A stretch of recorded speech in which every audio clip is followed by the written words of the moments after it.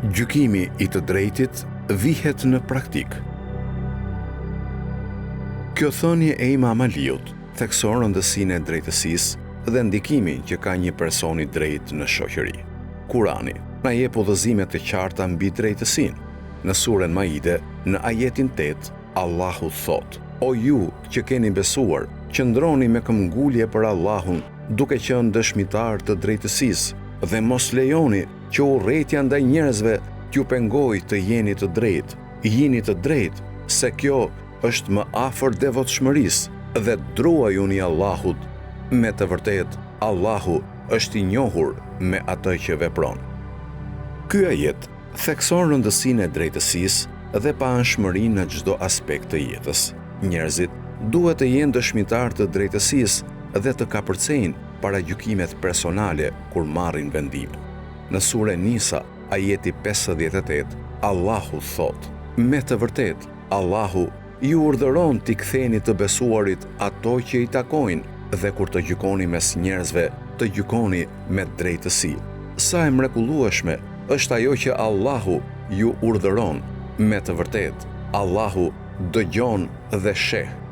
Ky ajet na kujton se duhet të përmbushim detyrat tona dhe të gjykojmë me drejtësi, duke respektuar të drejtat e të tjerëve dhe udhëzimet e Allahut. Mesazhi i kësaj thënie: vendosja e një personi të drejtë ka peshë dhe ndikim të madh në shoqëri.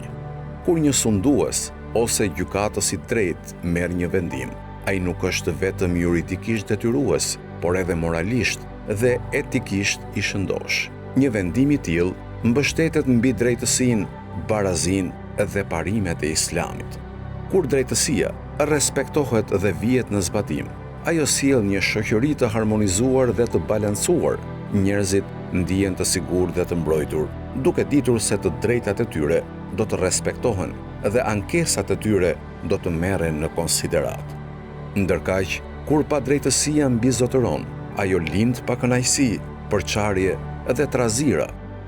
Kjo thënie e Imam Aliut mbi drejtësinë shërben si një përkujtesë për myslimanët mbi rëndësinë e ruajtjes së drejtësisë në të gjitha aspektet e jetës së tyre. Ajo nuk vlen vetëm për ata që mbajnë pozita autoriteti, por për çdo individ. Ne duhet të përpiqemi të jemi të drejtë në marrëdhëniet tona me të tjerët, qoftë në lidhjet personale, marrëveshjet tregtare apo përgjegjësitë shoqërore. Duke mishëruar drejtësinë në veprimet dhe vendimet tona, ne kontribuojmë në ndërtimin e një shoqërie të drejtë, ashtu siç e ka parashikuar Islami.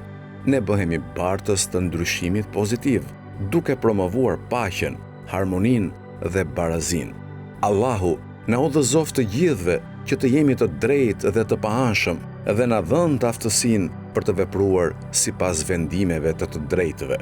Në përfundim, thënia e Imam Aliut na mëson se vendimi i atij që është i drejtë ka fuqi dhe zbatueshmëri, dhe drejtësia është themeli i një shoqërie të shëndetshme. E lutim Allahun të na udhëzojë të jemi gjithmonë të drejtë dhe të na mundësojë të veprojmë sipas vendimeve të drejtësisë.